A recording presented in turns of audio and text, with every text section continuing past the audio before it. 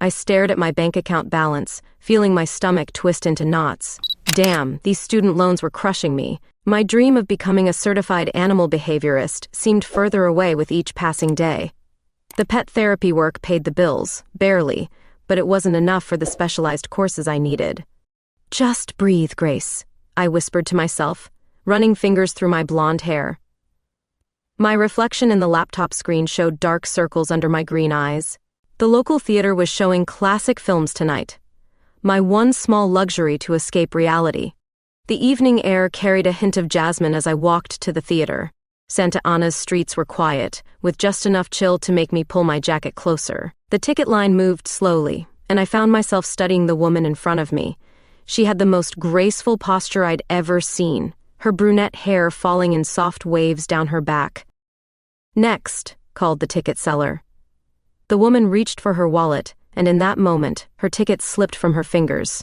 We both moved at the same time, our hands meeting over the fallen ticket. Her fingers were warm against mine, and when I looked up, I found myself drowning in the deepest brown eyes I'd ever seen. "I'm sorry," we said simultaneously, then laughed. She straightened up, smoothing her nurse's scrubs. "I'm Angela," she said, her voice carrying a slight hint of embarrassment.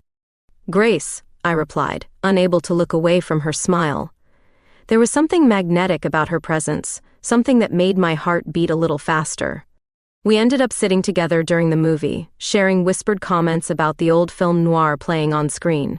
Her perfume was subtle but intoxicating, a mix of vanilla and something I couldn't quite place. Our hands brushed accidentally when reaching for popcorn, sending unexpected shivers down my spine. After the movie, we lingered outside the theater, neither wanting the evening to end.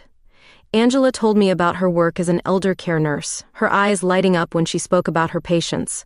I shared stories about my therapy dogs, carefully avoiding the topic of my financial struggles. "Same time next week?" Angela asked casually, but I caught the hint of hope in her voice. My heart skipped a beat as I nodded, trying to keep my own eagerness in check.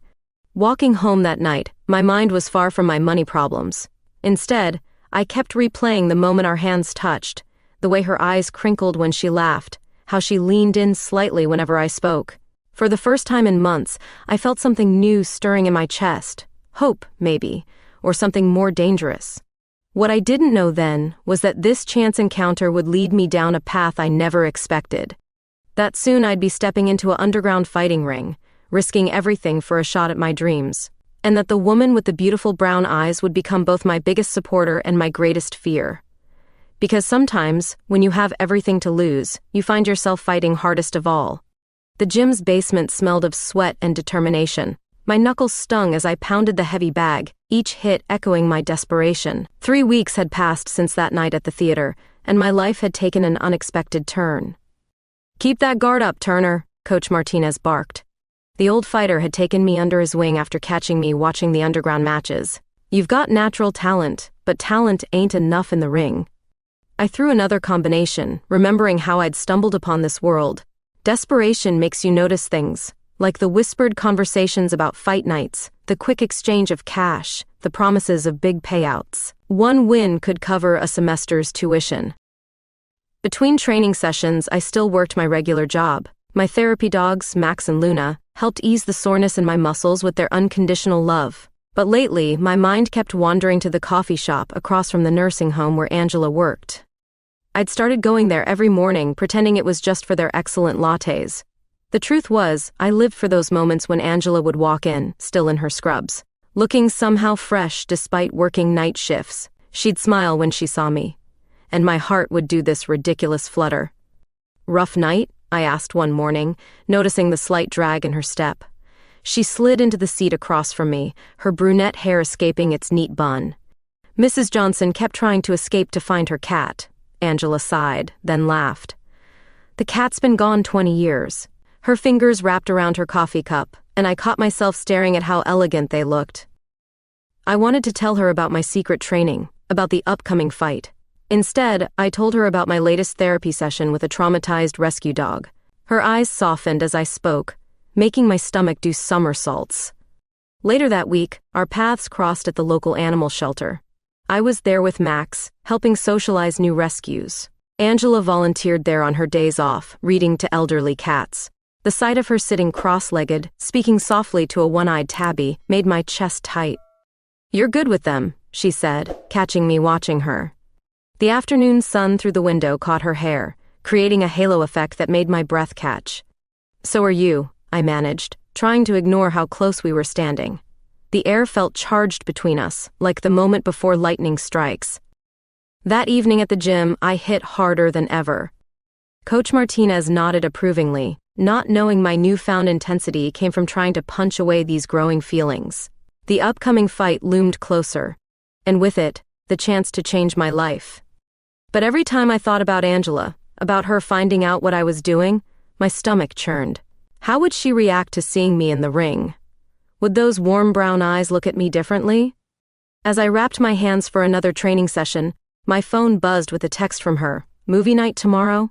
Simple words that made my heart race faster than any workout. I replied yes, knowing I was playing a dangerous game. The bruises on my ribs were still fresh, hidden under carefully chosen clothes. But as I returned to the heavy bag, I realized I was fighting for more than just tuition money now. I was fighting for a future where I could be worthy of those soft brown eyes and gentle smiles. Little did I know, my two worlds were about to collide in ways I never could have predicted. The underground fight venue smelled of stale beer and anticipation. My hands trembled slightly as I wrapped them, the familiar ritual doing little to calm my nerves. Coach Martinez's voice droned on about strategy, but my mind kept drifting to Angela, wondering what she'd think if she knew. "Turner, you listening?" Coach snapped his fingers. "Your opponent's tough, been fighting twice as long as you." He paused, studying my face. "Remember, stick to the plan, you're faster, use it." The crowd's roar filtered through the thin walls of the makeshift locker room. I closed my eyes, trying to focus, when a familiar laugh cut through the noise. My eyes snapped open. It couldn't be. But there she was, visible through the doorway crack, being led to a seat by some friends from the nursing home. "Damn," I whispered, my heart racing for entirely new reasons. Angela looked different tonight, hair down, wearing a black dress that made my mouth go dry. She had no idea I was here, that in minutes I'd be stepping into that ring. "Time to go, kid." Coach's hand on my shoulder brought me back to reality. The walk to the ring felt like a dream, the crowd's faces blurring except for one. Angela's expression changed from curiosity to shock as she recognized me, her hand flying to her mouth. My opponent was already waiting, a muscular woman with a series of wins under her belt. The bell rang, and everything else faded away. She came at me hard, but I was ready. Coach was right, I was faster. I slipped under her hooks, landed my counters, danced away from her power shots. Round after round, we traded blows. My ribs screamed from a particularly nasty body shot, but I kept moving. Through the sweat and adrenaline, I caught glimpses of Angela. She hadn't left, but her hands were clenched tight, her face a mix of worry and something else I couldn't read. In the final round, my opponent got sloppy. I saw the opening and took it, a clean combination that sent her stumbling. The referee started the count, and the crowd erupted. I'd won. The prize money was mine, but as the adrenaline faded, exhaustion hit like a truck. I barely made it back to the locker room before my legs gave out. Everything hurt. The door burst open, and there was Angela, still in that black dress, looking both angry and concerned. "What the hell, Grace?" Her voice shook as she knelt beside me, nurse mode taking over. Her hands were gentle as she examined my face, the cut above my eye, the bruising already forming on my ribs. "I can explain," I started, but hissed as she pressed an ice pack to my side. The touch of her fingers on my skin sent shivers that had nothing to do with the cold. "You're going to explain everything," she said firmly, but her eyes had softened. She worked in silence, cleaning my cuts, checking for serious injuries. Each touch felt like electricity, making it hard to think straight. "The prize money," I finally managed. "It's for school, for the certification program." Understanding dawned in her eyes, followed by something that looked like admiration. "There are safer ways," she whispered, her face close to mine as she cleaned another cut. The scent of her perfume mixed with the antiseptic, making my head spin. "Probably," I agreed, trying to smile despite my split lip. "But I'm good at this." Her hand paused on my cheek, and for a moment the air between us crackled with unspoken words. Coach Martinez chose that moment to return, breaking whatever spell had fallen over us. Angela stepped back, professional mask sliding back into place, but her eyes promised this conversation wasn't over. As she helped me gather my things, I realized winning the fight might have been the easy part.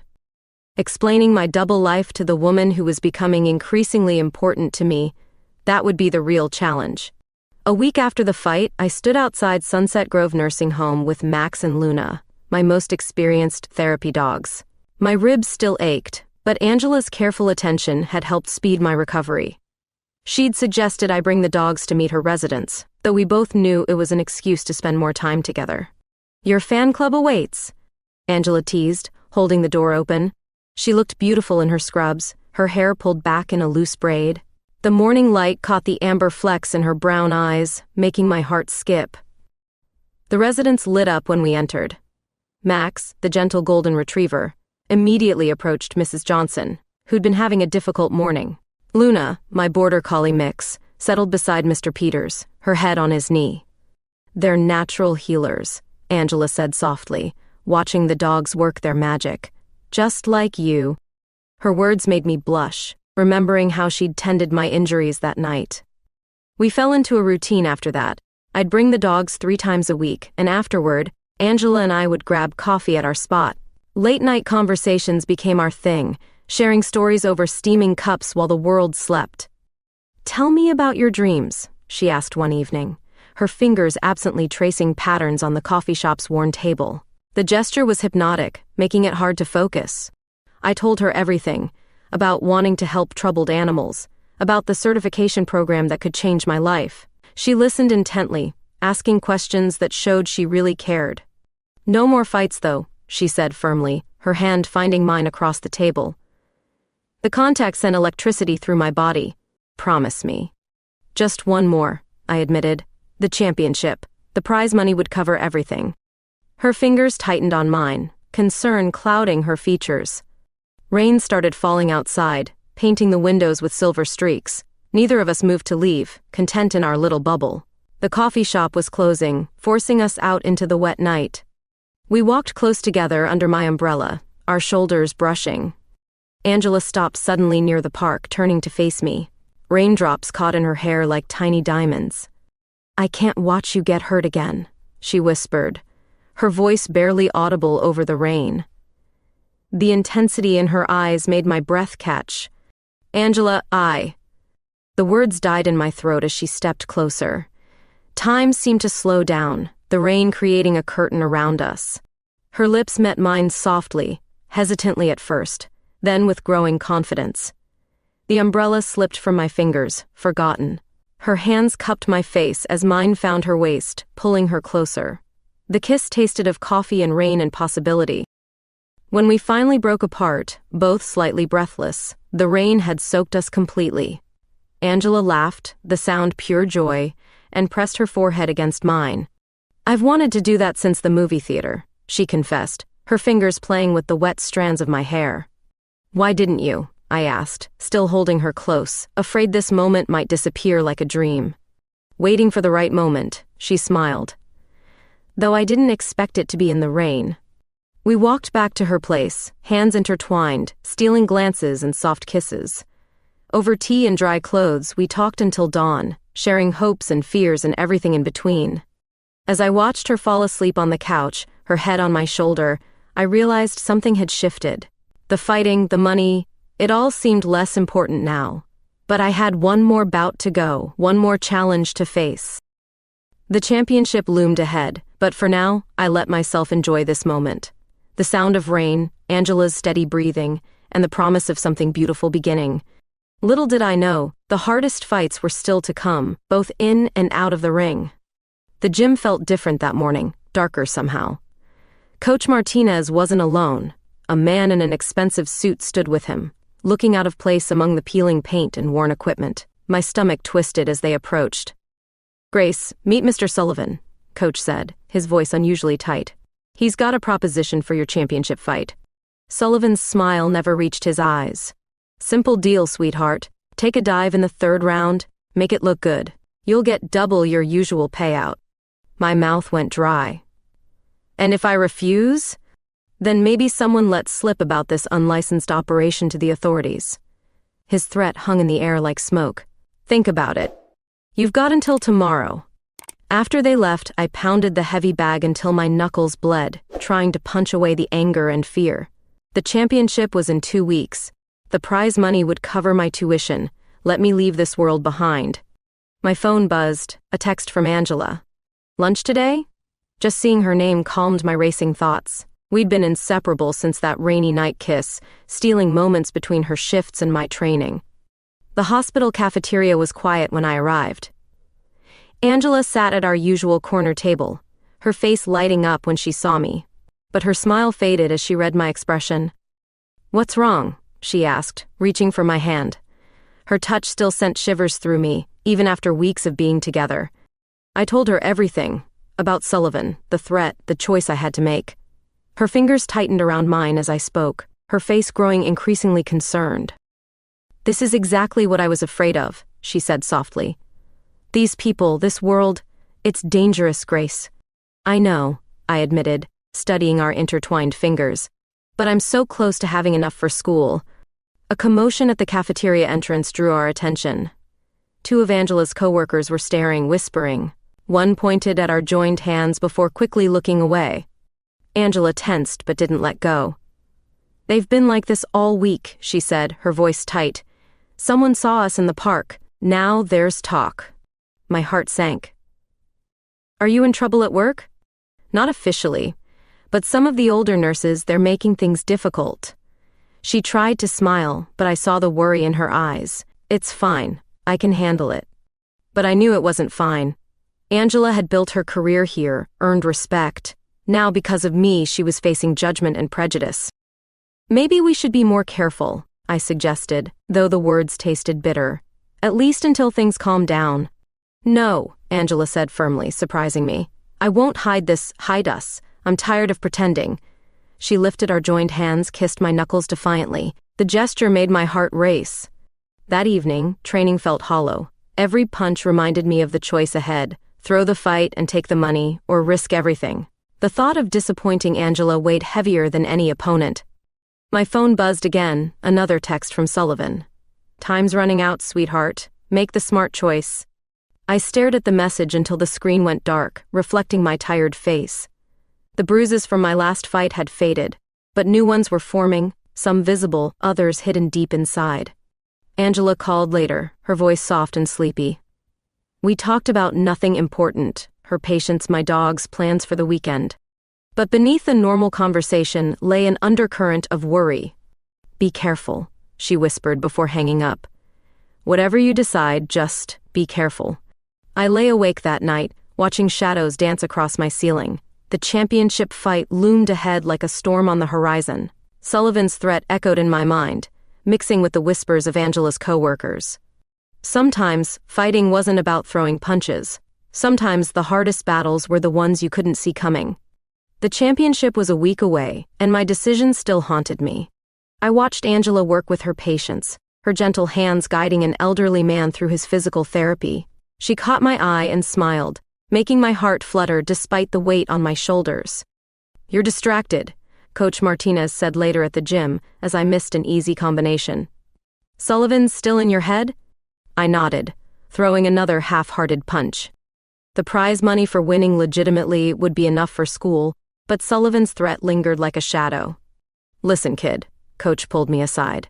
"I've seen fighters take dives before. It eats at them, changes who they are. Whatever you decide, make sure you can live with it." That evening, Angela surprised me at my apartment. She looked exhausted from her shift but beautiful, her hair loose around her shoulders. "We need to talk," she said, her expression serious. My heart sank. Those words never meant anything good. But she just pulled me to the couch, curling up beside me. "I've been thinking about the fight," she began, her fingers intertwining with mine. "About Sullivan's threat, about everything." "Angela, Let me finish," she interrupted softly. "I'm scared, Grace. Not just of you getting hurt, but of losing you to this world. These people, they don't play fair." The truth of her words hit hard. I pulled her closer, breathing in the familiar scent of her shampoo. I don't know what to do, I admitted. She shifted to face me, her brown eyes intense. Yes, you do. You're just afraid to choose. The moment stretched between us, heavy with unspoken words. Then Angela leaned in, her lips finding mine in a kiss that felt different from our others, deeper, more urgent. My hands tangled in her hair as she pressed closer. Stay with me tonight, she whispered against my lips. The invitation sent electricity through my body. That night was a revelation. Angela's touch erased every doubt, every fear. We moved together in the darkness, discovering. 3 days before the championship fight, my world tilted on its axis. Angela and I were having breakfast at our usual cafe when a familiar voice cut through the morning chatter. Well, isn't this cozy? The man's tone was ice cold. Angela froze, her coffee cup halfway to her lips. I watched the color drain from her face as she turned to face him. Michael? She breathed. Her ex-husband stood there in an expensive suit, looking exactly like the successful lawyer she'd described. What are you doing here? Business in Santa Ana, he said, eyes flicking between us. Though clearly I'm not the only one exploring new opportunities. My protective instincts flared. Can we help you with something? I kept my voice level, but my fighter stance must have shown through. He smiled, all teeth and no warmth. Just surprised to see my ex-wife's taste has changed so dramatically. The board of directors might find it interesting. Angela's hand found mine under the table, trembling slightly. You're not on the hospital board anymore, Michael. No, but I still have friends there. He adjusted his cufflinks.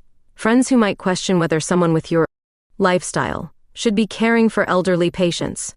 My blood boiled, but Angela's grip tightened, warning me to stay calm. That's enough, Michael, she said, her voice stronger now. You lost the right to comment on my life when you chose your secretary over our marriage. His face darkened. We'll see about that. He turned and left, leaving behind a wake of whispers from nearby tables. Later that day, I was training when my phone buzzed with texts from my parents. Someone had sent them photos of Angela and me together. Their messages were a mix of confusion and disappointment.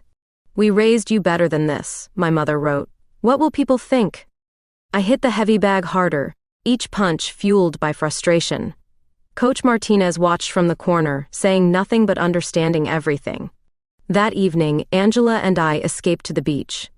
The sunset painted the sky in fierce oranges and pinks as we walked along the shore. She told me more about her marriage to Michael, about his control and manipulation. He never hit me, she said, watching the waves. His violence was quieter, words, threats, small cruelties. I pulled her close, protective. He can't hurt you anymore. She turned in my arms, her eyes reflecting the dying sun. I'm not afraid of him. I'm afraid of losing everything I've built. My career, my reputation. We could leave, I suggested impulsively. After the fight, start fresh somewhere else. Angela smiled sadly. Running won't solve anything. We have to face this head on. We found a quiet spot in the dunes, away from prying eyes. The sound of waves provided cover as we talked about our fears, our hopes, our future. Angela's head rested on my shoulder as stars began appearing above us. Whatever happens, she whispered, we face it together. I kissed her then, trying to pour all my feelings into that one moment. The taste of salt air mixed with her lips, creating a memory I knew I'd carry forever. The weekend brought more challenges. My family's messages turned from disappointment to anger. Angela's coworkers split into camps, some supportive, others coldly professional. Michael's threats hung over us like storm clouds. But something had changed inside me. Each obstacle only strengthened my resolve. The championship fight loomed ahead, but now it represented more than just money for school. It was about proving we could stand our ground, fight for what mattered. Sunday night, Angela stayed over again. In the quiet darkness of my bedroom, we held each other close, finding strength in our connection. No words were needed. We both understood that tomorrow would bring new battles. As she drifted off to sleep, I watched the moonlight play across her face. Sullivan's threat, Michael's interference, our family's disapproval, none of it seemed as important as this moment, this woman, this love we'd found. The real fight wasn't in the ring. It was here, in the everyday moments, standing up for who we were and what we felt. And that was a fight I intended to win. The championship night arrived with an electric atmosphere.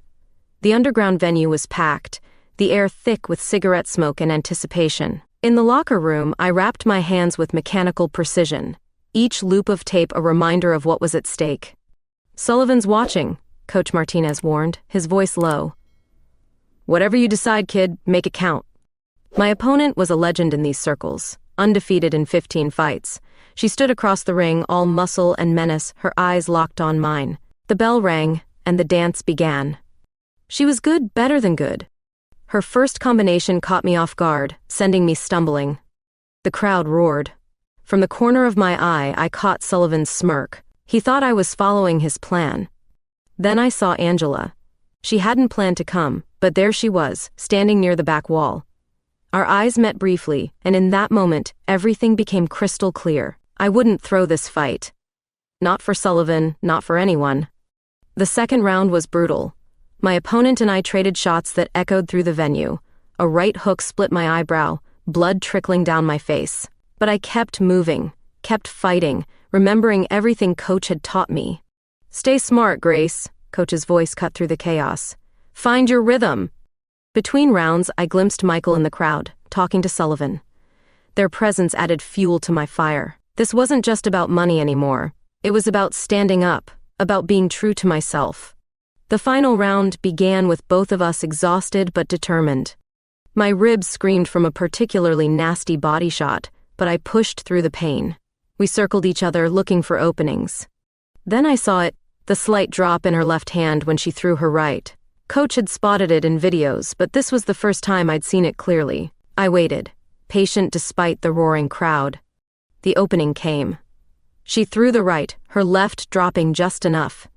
I slipped inside, throwing the combination we drilled countless times. Left hook to the body, right uppercut to the chin. Perfect connection.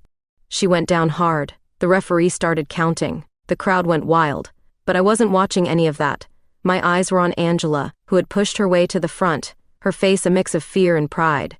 10. The referee raised my hand. I'd done it. I'd won legitimately, despite Sullivan's threats, despite everything. The celebration was chaos. Coach hugged me. The crowd surged forward, but I only wanted to reach Angela. When I finally did, she pulled me close, not caring who saw. "You're bleeding," she whispered, touching my eyebrow gently. "Worth it," I managed through swollen lips. "Every damn second." Sullivan appeared through the crowd, his face dark with anger. "You made a mistake, Turner. A big one." "No." Angela stepped between us, her voice steel. "You did. I've got everything documented. Your threats, your attempts at fight fixing. One call to the police." He backed away, understanding the game had changed. Michael was nowhere to be seen, having slipped away in the chaos. In the locker room afterward, Angela cleaned my cuts with practiced care. Her hands trembled slightly, but her eyes were bright with pride. "I was so scared," she admitted. "But watching you out there, refusing to back down, you were amazing." I caught her hand, pressed it to my heart. I had something worth fighting for. The prize money would cover my tuition, but I'd won something far more valuable. As Angela helped me out of the venue, supporting me when my legs wobbled, I knew this victory wasn't just mine, it was ours. The night air felt clean and fresh after the smoky venue. Stars twinkled above Santa Ana, promising new beginnings. Tomorrow would bring its own challenges, but tonight, we'd won. And that was enough. Recovery was harder than the fight itself. Every breath reminded me of the battle, but Angela's gentle hands made it bearable. She'd taken a week off work to help me heal, turning my small apartment into a makeshift recovery room. "You're the worst patient," she teased, applying arnica gel to my bruised ribs. Her touch was professional, but her eyes held something deeper, always trying to do too much too soon. I caught her hand, pulling her closer despite the protest from my injuries. "I learned from the best. You're the one who worked double shifts with a broken ankle last year." The morning sun filtered through my bedroom window, catching the highlights in her hair. These quiet moments had become precious to us, a bubble of peace after the storm of the championship. News of Sullivan's underground fighting ring had leaked to the authorities, though they never traced it back to Angela's careful documentation. The venue was shut down, and he disappeared to avoid arrest. My therapy dogs visited daily, somehow understanding to be extra gentle. Luna would lay her head on my lap while Max kept watch from the doorway. Their presence helped ease the cabin fever of recovery. "I got a call from the certification program today," I said one evening as Angela changed my bandages. "They're holding a spot for me in the fall semester." Her smile lit up the room. "That's wonderful. Though I'll miss our coffee shop meetings when you're in class." "I'll still need coffee," I laughed, then winced at the movement. "Just maybe at different hours."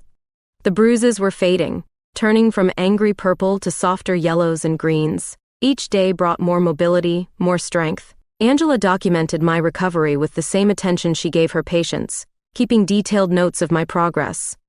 One afternoon, while she was at work, I managed to surprise her at the nursing home with lunch. Her coworkers' attitudes had shifted since the fight. Maybe it was Angela's quiet strength, or maybe they'd just realized love was love. Mrs. Johnson, one of her favorite patients, grabbed my hand as I passed. "You take care of our Angela," she said, her eyes surprisingly clear. "She smiles more since she met you." The comment stayed with me, warming my heart. Later that night, as Angela and I sat on my small balcony watching the sunset, I gathered my courage. "Move in with me," I said softly. "Not just for my recovery, but permanently." She turned to face me, surprise and joy dancing in her eyes. "Are you sure? Your place is tiny, and I have so many books." "We'll find a bigger place," I promised. "Somewhere with a yard for the dogs, space for your books, maybe even." My words were cut off by her kiss, gentle but full of promise. When she pulled back, her eyes were shining. "Yes," she whispered. 1,000 times yes. That night, as we lay tangled in sheets and moonlight, I marveled at how fighting had led me here. Not just the physical battles in the ring, but the daily fights. For love, for acceptance, for the courage to be ourselves. Angela stirred beside me, mumbling something in her sleep. I pulled her closer, careful of my healing ribs. The pain was worth it, every bruise a reminder of what we'd overcome. Tomorrow, we'd start looking for our new home. Next week, I'd begin physical therapy to prepare for my certification classes. Life was moving forward, but now we were moving together. As I drifted off to sleep, I remembered that first night at the movie theater, how a dropped ticket had changed everything. Sometimes the best fights aren't the ones we planned for, but the ones that find us when we least expect them. And sometimes winning means knowing when to put down your gloves and simply hold on to what matters most. Fall semester started with a burst of energy and possibility. My first day of certification classes felt surreal, sitting in a real classroom instead of throwing punches in a basement. Angela had packed my lunch, complete with a note that made me smile like a teenager. Our new apartment was coming together nicely. We'd found a ground floor unit with a small yard, perfect for Max and Luna.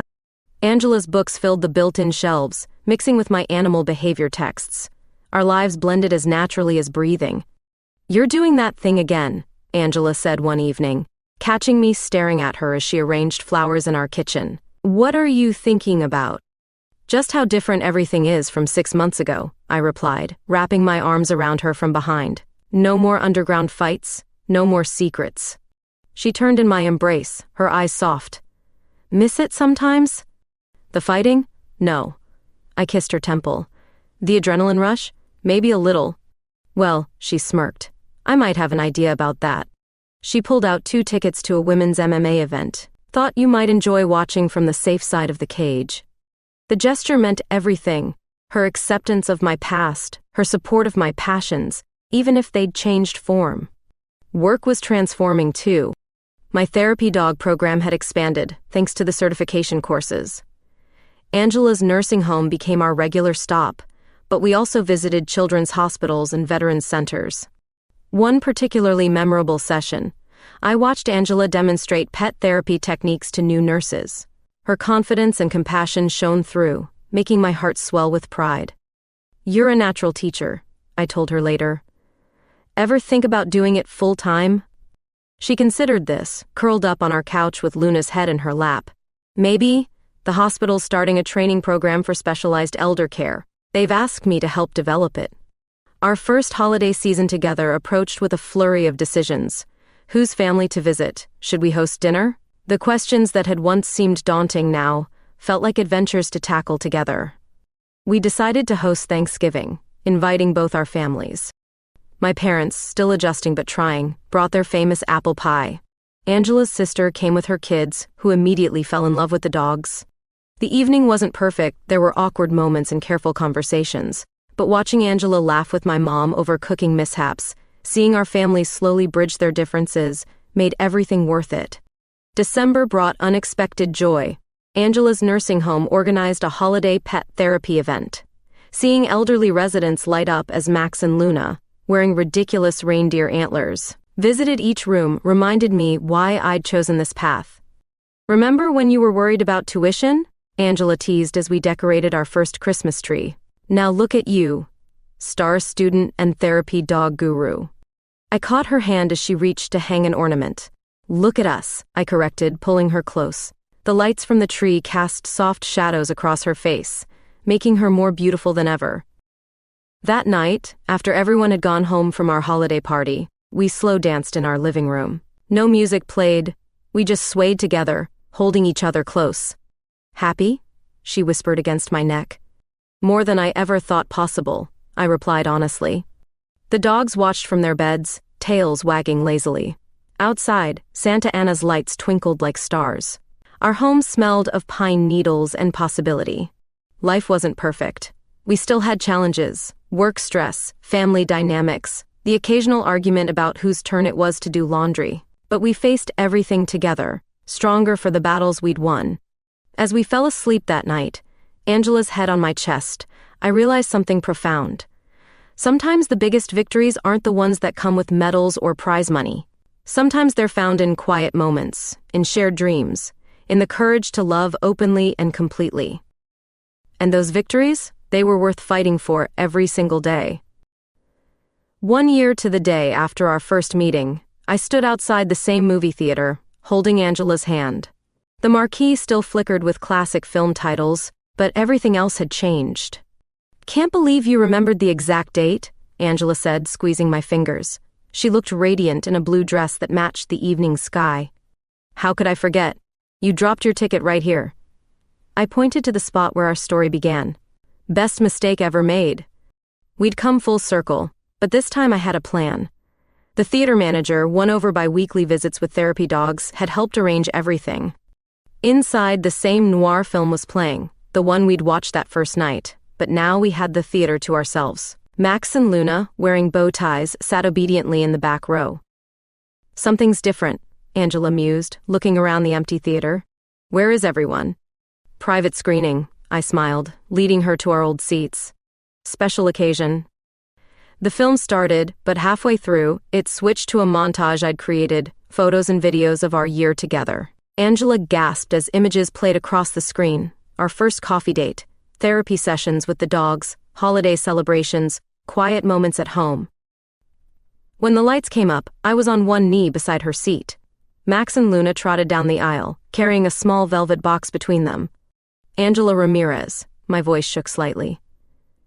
"This past year has taught me that the greatest fights are the ones worth fighting for. And you're worth everything."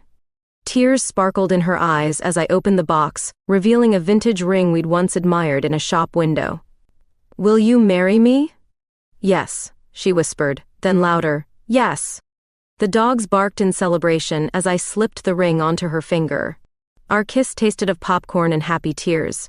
When we finally pulled apart, Angela laughed. "You planned all this?" "Had some help," I admitted. The dogs are excellent secret keepers. Later that evening, we celebrated at our coffee shop, where friends and family waited to surprise us. Even some of our therapy clients came. Mrs. Johnson insisted on being wheeled in for the occasion. "Remember when you were just my pet therapist?" Angela teased, her new ring catching the light. "Now look at us." "And you were just the pretty nurse who dropped her ticket," I replied, pulling her close. Funny how life works out.